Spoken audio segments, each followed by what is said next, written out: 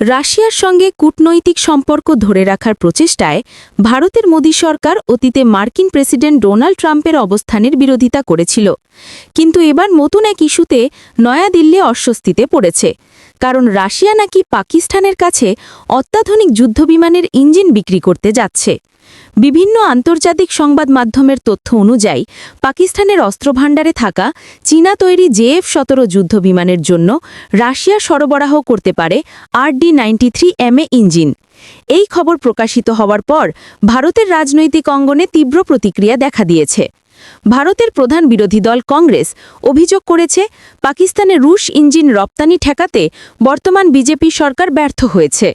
দলটির মুখপত্র জয়রাম রামেশ সামাজিক মাধ্যমে বলেছেন, মোদী সরকারের কথিত ব্যক্তিগত কূটনীতি কেবল প্রদর্শনের জন্য, এর কোনো বাস্তব কৌশলগত ফলাফল নেই। তিনি এ বিষয়ে সরকারের কাছ থেকে পরিষ্কার ব্যাখ্যা ও জবাবদিহিতা দাবি করেন।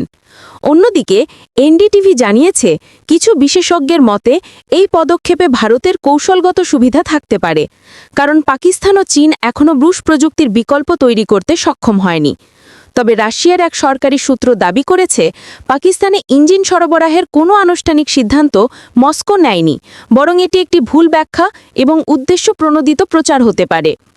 রুশীয় কর্মকর্তারা আরও বলেন, ভারতের সঙ্গে তাদের সম্পর্ক এখনও দৃঢ় রয়েছে এবং দুই দেশের মধ্যে উচ্চ পর্যায়ের বৈঠক হওয়ারও সম্ভাবনা রয়েছে।